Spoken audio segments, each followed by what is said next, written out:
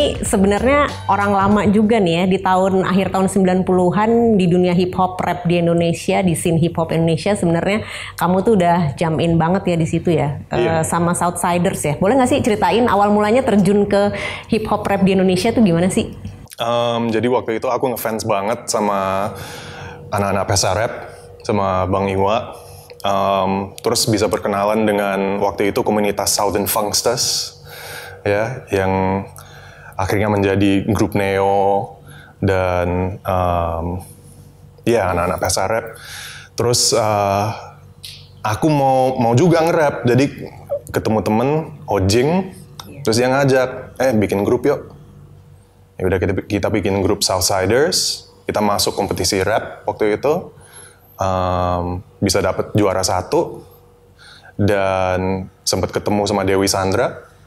Terus diajak Dewi Sandra untuk jadi opening act-nya dia. Jadi tiap kali Dewi waktu itu manggung di Jakarta, di daerah Jakarta, kita selalu jadi opening act-nya dia. Itu waktu aku masih umur 14 tahun. Jadi, masih SMP dong ya? Iya, masih SMP. Jadi itu benar-benar pengalaman yang, was amazing. Jadi mulainya dari situ. Oke, tapi dari kecil itu memang suka hip hop. Apa referensinya apa sih? Siapa sih musisi-musisi hip hop yang kamu suka? Jadi sebelum Bang Iwa sama anak-anak Pesa Rap, yang bener-bener introduce me to rap, Bart Simpson. Oh, malah Bart Simpson. Bart Simpson. Waktu itu kan dia bikin lagu Do the Bartman sama Deep Deep Trouble. Itu waktu aku masih kecil lagi nonton RCTI, tiba-tiba ada musik videonya Bart Simpson Do the Bartman. Jadi kayak, what is this? This is so cool. Soalnya nge-rap kan beda banget sama ininya, like the way they sing. Jadi aku ini cara nyanyinya kok keren banget. Mama, ini apa sih? Terus aku bisa tahu, oh ini rap. Ya udah mulainya dari situ. Terus tiba-tiba Denada, Iwake, rilis musik. Wah, di Indonesia ada rapper juga ya. Oh berarti aku bisa jadi rapper nih. Ya udah mulainya dari situ. Oke. Tapi kamu sendiri blasteran ya? Blasteran apa? Swiss Surabaya. Gitu. Tapi lahir di? Jawis, lahir di Aceh. Lahir di Aceh, besar di? Pahaba Aceh. Lahir di Aceh, besar di? Lahir di Aceh 8 tahun, terus pindah ke Jakarta, di Jakarta sampai umur 17 tahun, terus pindah ke Manchester. Oke, di Jakarta sekolah di mana dulu? Pertama di JIS, Jakarta International School, tapi sekarang Jakarta Intercultural School, I think. Terus dari JIS ke AIS, Australian International School. Udah. Cuma 2 sekolah itu aja di Jakarta. Oke, habis itu lanjut kuliah di Manchester ya? Ambil jurusan apa dulu? Sound engineering. Oh, jadi emang biar bisa lebih serius dengan musik. Iya, produce ya. Berarti kamu produce your own music juga. Produce my own music, engineer my own music. Iya, sekarang di Dubai, aku juga I'm the head of sound buat Dubai Television. Oh, oke. Berarti sekarang kan kamu domisili di Dubai. Di Dubai, ya. Sejak kapan tuh kamu tinggal di Dubai? Sejak tahun 2006. Oh, udah 2000, udah lama ya. Udah lama. Ya. Orang tua tapi di mana sekarang? Orang tua masih di Jakarta. Oh, di mana di Jakarta ya? Di Ciputat. Oh, jadi anak Ciputat ya kalau lagi di Jakarta ya. Southsiders. Tetap Southsiders to the bone. Oke. Seberapa penting sih music rap atau hip hop itu mengubah hidup lo? Wah, hip hop is my life. Nggak cuman musik hip hop sih, budaya hip hop, the values of hip hop itu benar-benar it's my life. I try to help the community as much as possible. Jadi value komunitas itu benar-benar kuat dengan saya. Makanya sekarang lagi tour di Indonesia 5 kota. Tapi ini aku nggak mau disebut tour suerte. Ini acara-acara komunitas yang kita bikin untuk biar setelah 2 tahun ini di pandemi ini kita semua bisa come together and just celebrate what we love, which is hip hop. Oke. Kalau komunitas musik hip hop di Dubai sendiri kayak gimana sih? Apa sih perbedaannya dengan di Indonesia? Di Dubai nggak cuman skena hip hopnya ya, tapi industri musik di Dubai masih muda banget. Mungkin bisa dibilang kalau skena hip hopnya seperti di Indonesia waktu tahun 90-an. Jadi it's just starting. Iya. Tapi seru dong ya berarti, karena kayak masih underground banget gitu. Iya, masih underground banget. Dan karena itu, alasan itu kenapa aku milih untuk tinggal di Dubai. Soalnya waktu itu tahun 2005, aku pergi ke Dubai liburan, ketemu sama orang industri musik di situ. Sebenarnya sih belum ada industri musik, tapi orang sound engineer, orang televisi gitu. Terus mereka bilang dengan pengalaman saya dari Indonesia dan my sound engineering degree, mereka bilang kalau kamu datang ke Dubai, kamu bisa menolong kita untuk membangun industri musik di sini, membuat industri musik di sini. Nah, aku pikir itu that's a good reason. That's kesempatan yang untuk bisa menjadi pioneer lah di negara baru. Kalau ngobrolin soal promotor kamu nih di Indonesia, kamu akan kemana aja sih? Jadi mulai di Jakarta, ada 2 acara di Jakarta, terus ke Bandung, Jogja, Surabaya, and last but not least Bali. Oh, Oke, Harus Bali. Harus Bali. Ya. Karena single kamu Ballin' in Bali. Ballin' in Bali dan ya? nama turnya Ballin'. Oh, Ballin'. Ballin' in Jakarta, Ballin' in Bandung, Jogja, Surabaya, and Ballin' in Bali. Oh, seru. Akan berapa lama itu waktunya untuk promotor ini? 2 minggu. 2 minggu, dan habis itu Balik langsung ke Dubai. kamu balik ke Dubai. Ya, soalnya di Dubai juga ada acara di Dubai. Oh, oke. Tight schedule dong ya. Yeah, very lumayan tight. ya. Kamu juga baru rilis single Bungkus Dad. namanya Bungkus Dad. Yeah. Bungkus Dad. Dad-nya pakai D-A-T. Pakai D, Oke. What Hip-hop dikit lah, Bungkus Dad. What is all about? Bungkus Dad itu story-nya pengalaman saya sebagai a third culture kid. Ya, soalnya ibu saya dari Indonesia, bapak saya dari Swiss, dan gimana dengan pengalaman multicultural itu, aku bisa relate banget dengan negara Indonesia di mana kita budayanya banyak banget. So, semua budaya itu dicampurin bersama kayak nasi campur, kayak makanya Bungkus Dad, nasi bungkus. Wow, Ya. keren. Terus di Dubai itu kamu juga punya grup juga ya, grup hip hop The Recipe. Gimana sih terbentuknya? Nah, The Recipe itu sebenarnya nama The Recipe itu nama kompilasi yang saya coba bikin dulu tahun 2008. Kenapa saya mau bikin album kompilasi? Itu inspirasinya dari pesta rap. Dulu tahun 90-an, aku pikir sih album kompilasi pesta rap itu yang benar-benar bikin komunitas hip hop menjadi satu dan menguatkan komunitasnya di sini ya.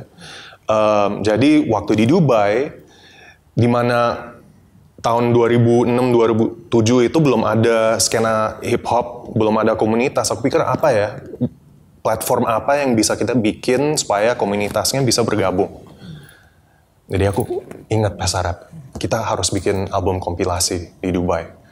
Dan ngajak semua artis hip hop yang lagi aktif sekarang untuk saling berkolaborasi. Jadi The Recipe sebenarnya itu nama album kompilasi itu. Waktu kita rilis, kita bikin event. Dan dari event itu, kita mulai diajak untuk manggung di event-event lain, di acara-acara lain. Kita selalu di-build artists of The Recipe. That's how they build us. Tapi itu kan agak panjang, akhirnya jadi The Recipe. Waktu itu anggotanya 14 orang, kayak Wu-Tang gitu. Bayangin 14 orang di atas panggung. Tapi sekarang udah hampir 13 tahun aktif, sekarang cuma 3 kita. Wah, dari 14 jadi 3? Dari 14, 3. Ya. Oke, tapi masih aktif ya sekarang? Masih aktif, ya. Terakhir kali keluarin album tahun 2017. Ya, Funerals in Purgatory. Oke.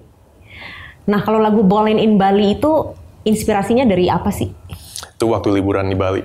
Oh, kapan tuh? Tahun 2019. Iya. Sebelum pandemi dong ya? Sebelum pandemi. Itu mungkin udah 3 tahun nggak balik ke Indonesia. Jadi aku udah senang banget nih bisa pulang. Terus aku bawa 2 temen dari Dubai. Itu pertama kali mereka keluar negeri. First time they left Dubai. Terus datang ke Indonesia. Culture shock. Tapi positif culture shocknya. Wah, Indonesia keren banget nih. Budayanya keren. Orang-orangnya ramah banget. Arts and culture-nya keren. Terus waktu di Bali, kita lagi santai di Pantai Canggu. Lagi sunsetan gitu.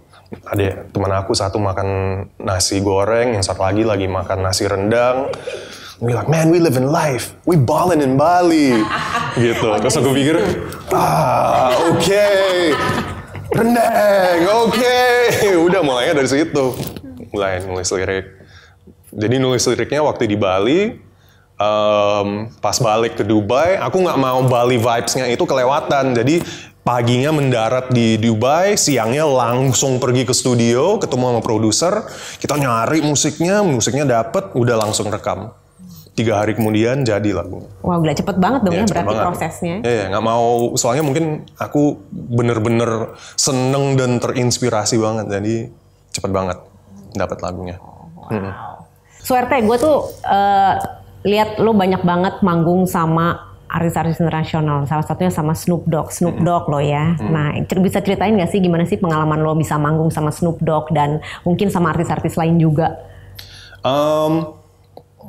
Aku selalu ditanya kalau mau kasih advice buat artis yang baru mau mulai, apa ya advice-nya? Advice-nya apa aja kesempatannya harus diambil. Ya, never say no to anything. Soalnya nggak tahu sih, mungkin itu bisa membuka pintu untuk kesempatan yang lain. Jadi waktu itu tahun 2010, karena kita ngambil keputusan untuk membuat album kompilasi itu dan bisa dapat diajak untuk manggung di acara-acara lain, kita jadi salah satu grup paling aktif di Dubai, ya. Dan karena itu waktu Snoop datang ke Abu Dhabi, kita dapat telepon, yo, Snoop lagi nyari opening act nih dari artis lokal. Ya, cuma ada kalian sih. Kalian yang paling aktif. Do you wanna do it? Yeah, it's Snoop Dogg. Be crazy to say no. Ya, terus kita jadi opening act-nya Snoop. Itu pertama kali kita jadi opening act-nya untuk artis internasional sebesar itu. Itu pertama kali juga kita naik panggung di depan mungkin 30.000 penonton. It was huge. Tapi karena kita dapat pengalaman itu, kita diajak dalam kesempatan lain untuk jadi opening act-nya untuk artis internasional lain. Jadi Rick Ross, Macklemore waktu itu dia turnya buat lagu Thrift Shop, Skepta barusan ini, Wu-Tang, Coffee, kita juga pernah jadi opening act-nya Coffee, Fatboy Slim. Wow. Yeah. Yang mana yang paling berkesan? Snoop Dogg. Oh, of course. Karena itu yang pertama, dan juga ya Snoop was album Doggy Style-nya itu benar-benar it's classic, you know. So nggak nyangka this boy from Ciputat would be opening act-nya Snoop Dogg, you know. Keren. Dan karena itu juga kita juga dapat kesempatan untuk berkolaborasi dengan Talib Kweli dan Mobb Deep sebelum Prodigy meninggal. Rest in peace Prodigy. Kita sempat ketemu dan hangout di studio sama mereka dan bikin lagu bersama. Oke, apa sih yang lo harapkan dari musik hip hop atau rap di Indonesia? Nggak tahu ya, it's a hard question. Never say no ya to an opportunity. No. I hope it changes your life too. Yeah, it can change your life. Kayaknya di sini ada banyak artis hip hop yang benar-benar hidup dengan hip hop. It's their life. They pay for their kids' school and everything lewat hip hop. Jadi harapan aku hip hop bisa that you can do that for more people.